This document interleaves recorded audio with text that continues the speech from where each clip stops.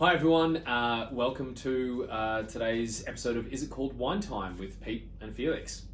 As you can see, Pete's very excited today.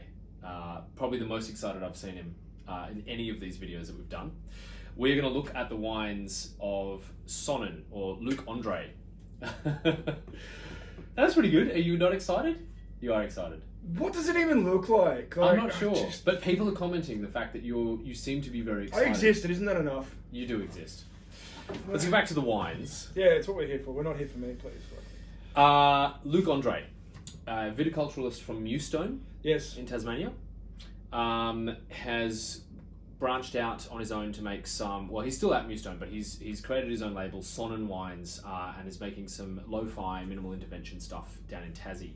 We're going to look at two of his wines today, the Chardonnay and the Rivers Pinot Noir Syrah blend. Yeah. Let's get straight into them. Let's get straight into There's not them. a lot of info about Luc, what he does, other than that he's a viticulturalist at Mewstone. It seems to be much more about letting the wines do the talking and the sites do the speaking. So we may as well just dive straight into that. Let's let that happen. Yeah. The content flow into the glass. Interestingly, and I've come across this recently. These wines are labelled as Lutruwita, which is the agreed upon indigenous name for Tasmania. Jim Chatto does the same thing. He's renamed his Tasmanian Pinot to Lutruwita Pinot, and Luc Andree is doing the same thing. So I prefer it. Yeah, I thought it was quite interesting. You know, it's more interesting than Tasmania. Well, yeah, and it's the indigenous name, so yeah, why not? More power to them. All right. So 2020 Chardonnay. As Pete said, we don't know a huge amount about his winemaking process apart from that it is minimal intervention. He sources fruit from vineyards that he describes as happy vineyards. Yes. Whatever that may mean. Happy vineyards. I guess as a viticulturalist, he's got some, criteria that he needs from a site. Well, yeah, and I'm going to go out on a limb and suggest that they're probably vines that are thriving without chemical intervention. Yeah, probably. Probably. I mean, organic, biodynamic, that sort of stuff. Yeah. Yeah, let's have a look. Oh, I should say, caveat, we opened these, an hour ago? Maybe more? 2 hours? 2. Yeah, so we haven't decanted, but we have opened them to let them breathe a bit, so. They've opened up so much. Well, this has.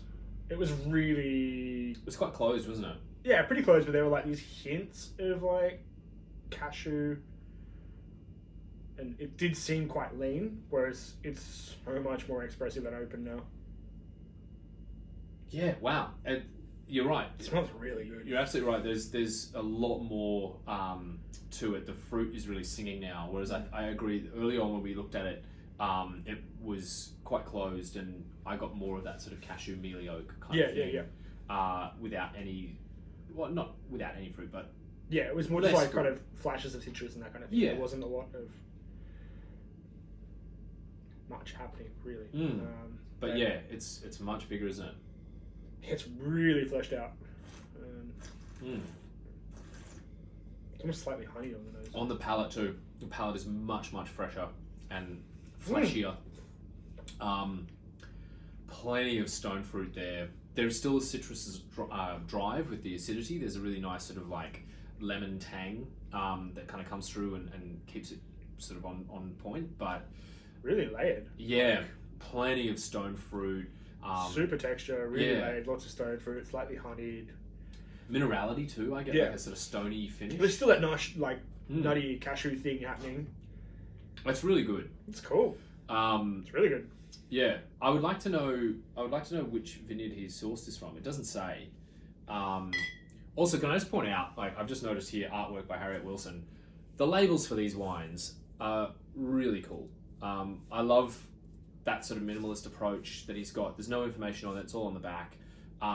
They're quite, to me, quite eye-catching. They're cool labels. Yeah, they're really cool. Anyway, just a side note. Loves natural wines. I love natural wines. Yeah. That's what I mean. I don't know what else to say. That's sick, man. It's really, really good, and well priced too. They're not expensive. Slightly tropical. Yeah, a little. Slightly tropical. So for some people, they might struggle with that in their Chardonnay, because I know the more conventional-minded people tend to steer away from more tropical Chardonnays. I don't know though. I mean, like, there's enough acidity to balance. Oh, So for sure. Like, yeah. I have no issue with that. Like, I can get behind it a lot. Mm. I just think that some people might not Yeah. find those tropical notes as pleasing. Yeah, people that drink, you know, that are looking for more Chablis-esque wines or Chablis. Yeah. It's probably too much fruit weight for them. Yeah, for sure, and that's fine. Yeah, It's genuinely their problem. It's not Chablis. It's No. Tasmanian Pinot or Lutruito Pinot, Chardonnay. You I should say. You're going to say that all day, aren't you? It's a new word, and I think we should, you know, get Oh, behind no, it I'm and not encourage people to use the indigenous names I look forward to mispronouncing it on the regular. on the reg. All right, let's look at the red. Yes. So as I said before, Pinot Noir Syrah blend. Again, there's no information as to the percentages of like which, you know, what the breakdown of the cepage is. I feel like I saw somewhere it was 70-30. Okay, that makes sense. But, you know, degree of caution with things you read on the internet. Yeah, we take everything we read on the internet with a grain of salt. Yeah. Including things that we write. I think that it's definitely Pinot dominant. I get that on the nose. Like, Yeah, for sure. it's very Pinot-esque. I want to get it so much more open than we looked at it. We looked at it before and we're like, okay, cool, like enjoyable, maybe better with a chill, slight VA, really, I don't know, it seems really tight but lacked focus.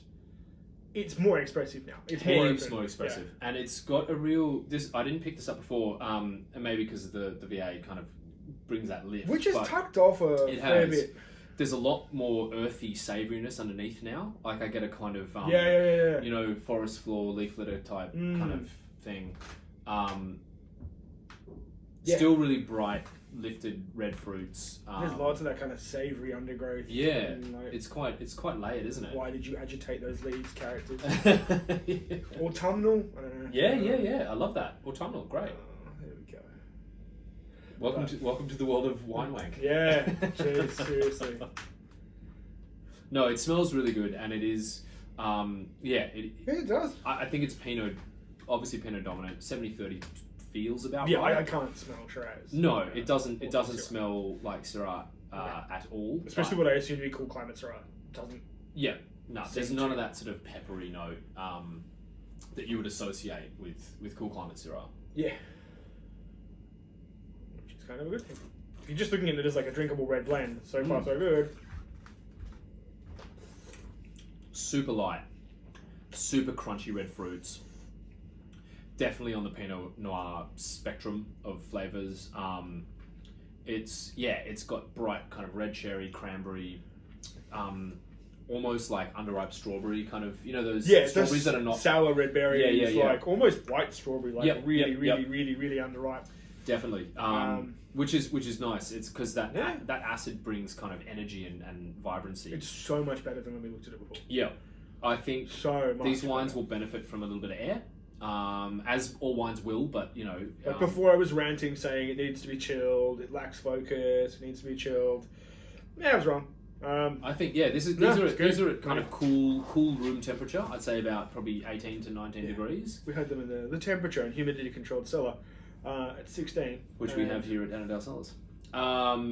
Yeah, I think that's looking really good. banging. Yep. No, it's like for what it is. Yeah, it's a light red, and I think I don't mean that to bash it, but like for what it is, delicious. yeah. Yeah, it's cool. I mean, just a really simple blend.